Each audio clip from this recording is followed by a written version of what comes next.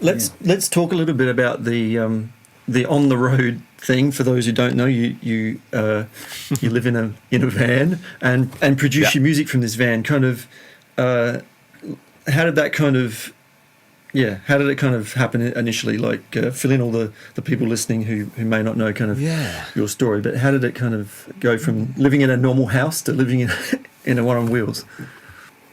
I was a performing artist, mainly playing for people that I'd been writing with on the road. I did it for 8.5 years. I was also doing weddings, functions, all the trying to be a full-time musician gigs you can possibly do. And I was living in a city called Leeds, which is up north in the UK, near Manchester. Most people know Manchester. And I really wanted to take a plunge from doing the live stuff through to being full-time songwriting and production. I really wanted to make that jump, but being on the road all the time, it was just impossible. And there's only a certain amount of attempts you can make at doing it on your laptop, on a bus, or in a little tour van or whatever. So I had to make that leap, but I didn't want to give up the traveling. I loved the traveling so much.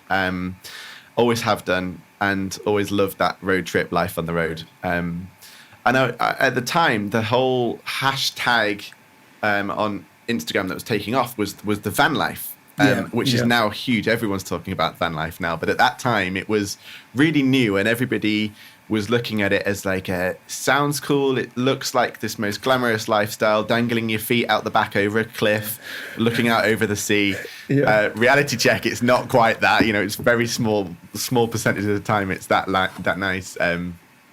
It's lovely, and we'll get onto that in a minute. But I was very much taken in by the whole imagery of, like, I could go right on the beach. I could go climb, drive up a mountain in Austria and make music up there. And so I started looking at vans and thinking, this is probably the best way to do it, because I'm a piano player. So it's not like I could just put a guitar on my back. All those lovely guitars on your wall, a lot of my friends would put them on their back, get on a plane and travel and write. And I couldn't do that really with a piano.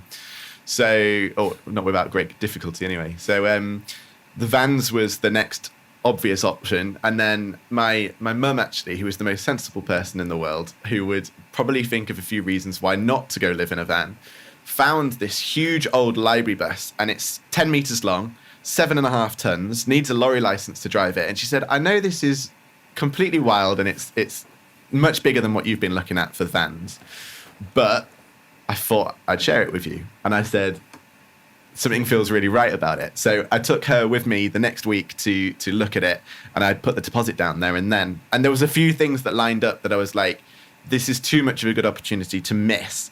Mm-hmm. So one being, the guy who owned it before me bought it off the government. It was a library bus. It carried books around to schools and drove around. It's a thing in the UK here. Everyone that grew up in the 90s definitely remembers them. And so he bought it from the government with the intention to do it up, and he was in his 70s, and he was going to turn it into a camper. And then he won £1 million on the lottery. So I was like, how is that not a sign that, one, he is obviously on the right path with something just lined up well for him there. So I'm going to take a bit of that look that he's had and just pitched my idea to him, basically. And there was a few things that needed changing, like the tires alone are £450 just to replace it, each tire. The back 4 all needed changing. So there was like £2,000 worth just there. And I said, look, I'd love to do this, but I'd love to have it serviced and make sure that it's roadworthy before I buy it. And he said, yeah, sure. I'll change all those things for you. Then you can put in an offer. So I did. And I put in a low offer, but one that, because he just won the lottery, he was more than happy to, essentially invest in the idea. And so a lot of those things lined up that I wouldn't have been able to afford that normally. And I just went for it. I just made the plunge and bought it.